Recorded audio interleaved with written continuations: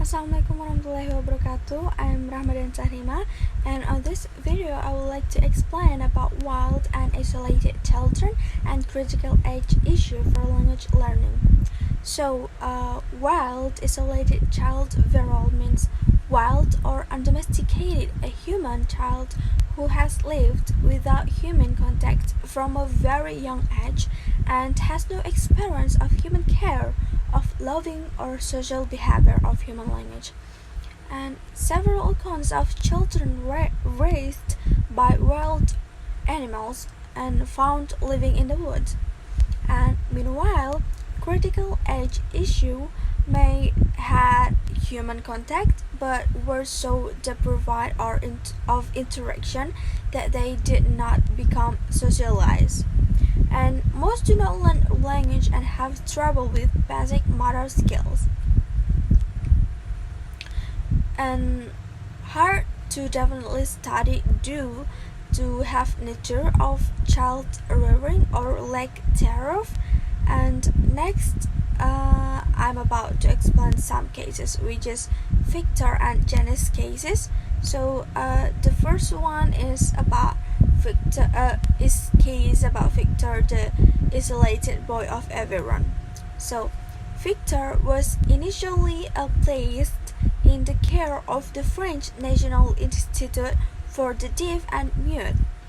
And upon observation, psychiatrist Philippe Pinel considered that child lesser than some Parisian pets, and so much for Rousseau's concept of the barbarian aristocrat.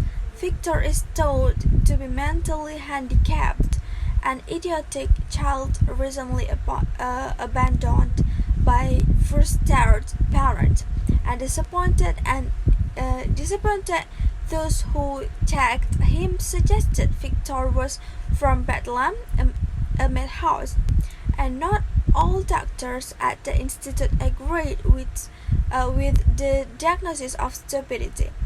And Jean-Marc Gaspard Itard, then 26 years old, knew that Victor had been seen years before by various residents living near the Canu forest, and Itard suspected that the boy had lived in the wild from the age of 4 or 5, and 7 years without socialization most likely means Victor has missed an opportunity that every child enjoys exposure to language and environmental stimuli, and it seems that Victor is not an idiot at all, but just flaws.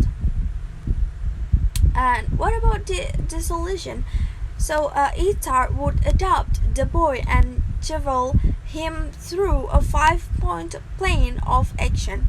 Among these are language teaching and empathy, characteristic Itard believes are fundamental to the differences between animals and humans. And for now, there is progress. Victor didn't learn to talk like you and I did. His most common sayings are simplified versions of light or milk and oh dear or oh God. And however, he associates certain actions with meaning, acquiring a kind of mime language, and he can also sympathize and understand human emotions.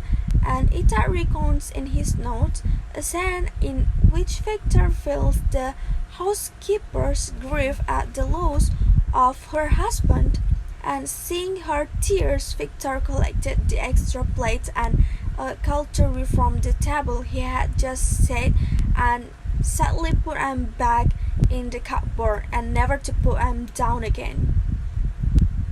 And Victor's learning finally stopped, and he died at the age of 40 relatively anonymously.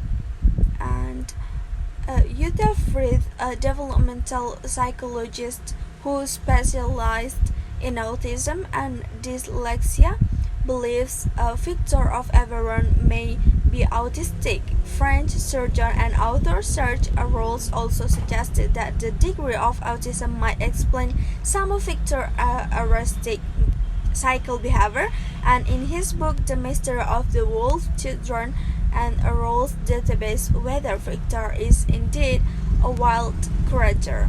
And he mentions the impossibility that a small child could survive alone in the wild, and attributes Victor's words to domestic violence rather than the destruction of nature. And whether Victor is truly wild or whether he is among the many child hoaxes deemed wild. And next is case about Jenny raised in isolation. So Jenny was born at 1957, and Jenny is the pseudonym of an American virile child who was a victim of severe abuse, neglect, and social isolation, and her circumstances are prominently recorded in the Annals of Linguists and Abnormal Child Psychology. And when she was approximately 20 months old, her father began keeping her in a locked room, and during this period she almost always trapped her into a child toilet or bound her in a crib with her arms and legs immobilized, forbade anyone from interacting with her, provided her with almost no stimulation of any kind, and left her severely malnourished. And the extent of her isolation prevented her from being exposed to any significant amount of speech, and as a result, she did not acquire language during her childhood. Her abuse came to the attention of Los Angeles County Child Welfare authorities in November 1970 when she was 13 years and 7 months old, after which she became a ward of the state of California. And psychologists and linguists and other scientists initially focused a great deal of attention on Jenny's case, and upon determining that Jenny had not yet learned language, and linguists saw Jenny as providing an opportunity to gain further insight into the processes controlling language acquisition skills, and to test theories and hypotheses identifying critical periods during which humans learn to understand and use language. And throughout the time scientists studied Jenny, she made substantial advances in her overall mental and psychological development. Within months, she developed exceptional nonverbal communication skills and gradually learned some basic social skills.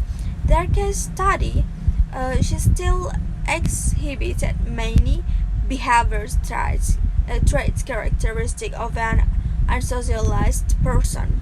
She also continued to learn and use new language skills throughout the time they tested her, but ultimately remained unable to fully acquire a first language. Authorities initially arranged for Jenny's admission to the Children's Hospital Los Angeles, where a team of physicians and psychologists managed her care for several months, and her subsequent living arrangements became the subject of rigorous debate. In June 1971, she left the hospital to live with her teacher from the hospital, but a month and a half later, authorities placed her with the family of the scientist heading the research team, with whom she lived for almost 4 years. Soon after turning 18,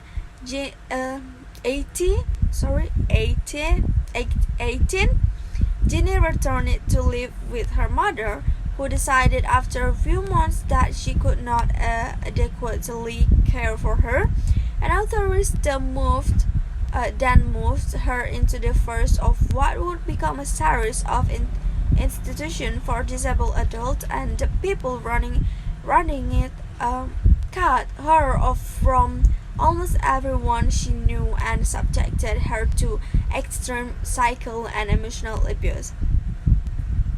And as a result, her psychical and mental health severely deteriorated, and her newly acquired language and behavioral skills very rapidly regressed.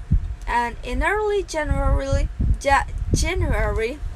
1978, Jenny's mother abruptly forbade all scientific observations and testing of Jenny. Little is known about her circumstances since then. Her current whereabouts are uncertain, although she is believed to be living in care of the state of California.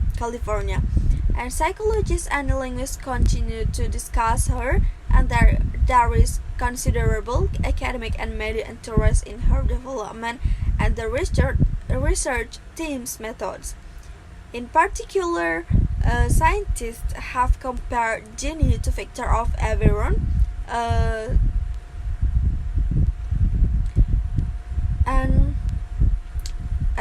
French child who was also the subject of a case study in delayed psychological development and late language acquisition. So that's all for me.